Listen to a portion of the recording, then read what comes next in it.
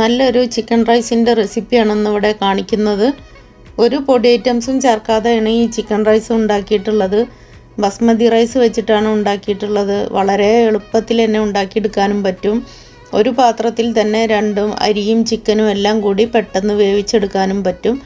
അങ്ങനെയുള്ള ഒരു ചിക്കൻ റൈസിൻ്റെ റെസിപ്പിയാണെന്ന് ഇവിടെ കാണിക്കുന്നത്.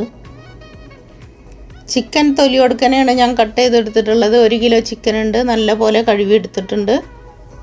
ഒരു പാത്രം സ്റ്റവിൽ വെച്ചെടുത്തിട്ടുണ്ട്. അതിലേക്ക് കുറച്ച് ഓയിൽ ഒഴിച്ചു കൊടുക്കാം. 1/2 ടീസ്പൂൺ നെയ്യും കൂടി ഇട്ട് കൊടുക്കാം. ഒരു വലിയ പാത്രം തന്നെ എടുത്ത് വെക്കണം. അത് അരിയും ചിക്കനും എല്ലാം ഇതിൽ തന്നെയാണ് വേവേണ്ടത്. അതുകൊണ്ട് വലിയൊരു പാത്രം തന്നെ വെക്കണം. ഇതിലേക്ക് പട്ട, ഗ്രാമ്പു, ഏലക്ക എല്ലാം കൂടി ഇട്ട് കൊടുത്തിട്ട് നല്ല പോലെ ഒന്ന് ചൂടാക്കി എടുക്കുക. ഇതൊന്ന് ചൂടായി വരുമ്പോൾ അതിലേക്ക് ഉള്ളി ഇട്ട് കൊടുക്കുക.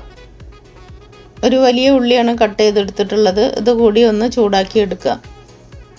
ആദ്യം ചിക്കനാണ് ഈ പാത്രത്തിൽ വേവിക്കുന്നത്. അതിനുശേഷം അതിലേക്ക് അരി ഇട്ട് കൊടുക്കുന്നുണ്ട്. അതുകൊണ്ട് തന്നെ വലിയ പാത്രം തന്നെ എടുക്കണം. ഇനി വെളുത്തുള്ളി, ഇഞ്ചി, പച്ചമുളക് എല്ലാം കൂടി ഇട്ട് കൊടുക്കുക. ഇതിൽ മുളക് പൊടിയോ മല്ലിപ്പൊടിയോ ഒന്നും ഇട്ട് കൊടുക്കുന്നില്ല. അതുകൊണ്ട് തന്നെ പച്ചമുളക് അത്യാവശ്യം എരിവ് കൊടുക്കാൻ കൂടി തന്നെ ഇട്ട് കൊടുക്കണം. ഇത് നല്ല എരിവുള്ള പച്ചമുളകാണ്. അതുകൊണ്ട് തന്നെ ഞാനൊരു 5 എണ്ണം ചതച്ചിട്ട് കൊടുത്തിട്ടുണ്ട്. ഇനി ഇതൊന്ന് വഴന്ന് വരുമ്പോൾ അതിലേക്ക് വെള്ളം ഒഴിച്ചു കൊടുക്കാം. ചിക്കൻ എല്ലാം നിരത്തി വെച്ച് കൊടുത്തിട്ട് വേണം വെള്ളം ഒഴിച്ചു കൊടുക്കാനായിട്ട്.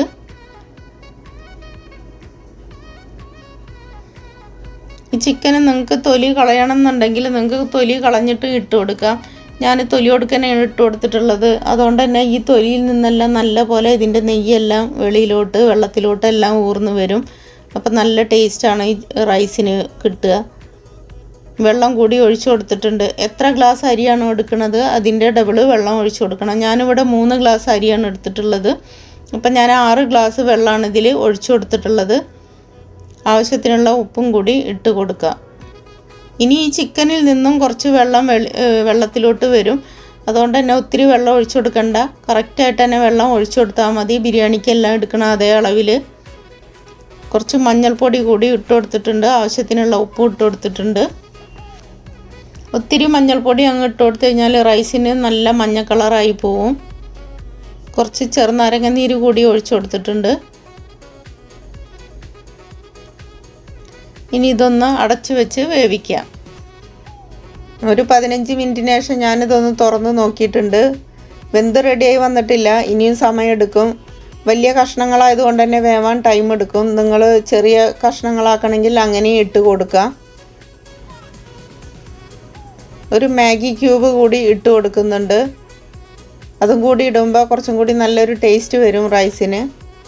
മഞ്ഞൾപ്പൊടി ഒത്തിരി ഇടരുത്. ഈ ഒരു കളറാണ് ചിക്കന് വേണ്ടത്. ഒത്തിരി മഞ്ഞൾപ്പൊടി ഇട്ട് കഴിഞ്ഞാലും ഇത് മഞ്ഞ കളറായി പോവും റൈസിനും ചിക്കനും എല്ലാം. അപ്പോൾ കുറച്ച് മഞ്ഞൾപ്പൊടി ഇട്ട് കൊടുത്താൽ മതി. കുറച്ച് കുരുമുളക് കൂടി ഇട്ട് കൊടുക്കുന്നുണ്ട്. പൊടിക്കാതെ തന്നെയാണ് അങ്ങനെ ഇട്ട് കൊടുത്തിട്ടുള്ളത്.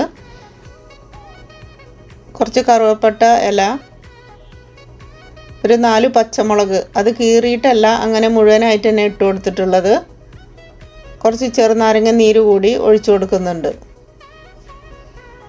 ഇനി ഇത് നല്ല പോലെ ഒന്ന് മിക്സ് ചെയ്യാം. ഇനി ഇതിൽ വേറെ വെള്ളമൊന്നും ഒഴിക്കേണ്ട ആവശ്യമൊന്നുമില്ല. 3 ഗ്ലാസ് അരിക്ക് 6 ഗ്ലാസ് വെള്ളം വെച്ച് കഴിഞ്ഞാൽ ഇത് കറക്റ്റാണത്. ചിക്കനിൽ നിന്ന് കുറച്ച് വെള്ളം വരും. കുറച്ച് ഉപ്പ് കൂടി ഞാൻ ഇട്ട് കൊടുത്തിട്ടുണ്ട്. ഒരു മീഡിയം ഫ്ലെയിമിൽ വെച്ചിട്ട് നല്ല പോലെ അടച്ച് വെച്ച് തന്നെ വേവിച്ചാൽ മതി. തൊലി കൊടുക്കാൻ എടുക്കുമ്പോൾ കുറച്ചും കൂടി നല്ല ടേസ്റ്റാണ് റൈസിനെല്ലാം വരിക. വീണ്ടും ഒരു 15 മിനിറ്റിന് ശേഷം ഞാൻ തുറന്ന് നോക്കുമ്പോൾ അത്യാവശ്യം ചിക്കൻ വെന്തിട്ടുണ്ട്. അപ്പോൾ അതിലോട്ട് അരിയെല്ലാം ഇട്ട് കൊടുക്കാം. ഒരു 3/4 ഭാഗം വേവ് ആവണം ചിക്കന്. എങ്കിലേ അരി ഇട്ട് കൊടുക്കാൻ പാടുള്ളൂ. എങ്കിലേ കറക്റ്റ് വേവായി വരുള്ളൂ. അല്ലെങ്കിൽ ചിക്കൻ വേവാതെ തന്നെ കിടക്കും. ഇപ്പോൾ അരിയും കൂടി ഇട്ട് കൊടുത്തിട്ടുണ്ട്. ഇനി നല്ല പോലെ ഒന്ന് അടച്ച് വെച്ച് വേവിക്കാം. ഒരു 15 മിനിറ്റൊക്കെ ആകുമ്പോഴത്തേനെ ഒന്ന് റെഡിയായി കിട്ടും. ഒന്ന് ലോ ഫ്ലെയിമിൽ തന്നെ ഇട്ട് കൊടുത്തിട്ട് വേണം വേവിച്ചെടുക്കാനായിട്ട്. ഒരു 15 മിനിറ്റിന് ശേഷം ഞാനിതൊന്ന് തുറന്ന് നോക്കുന്നുണ്ട്.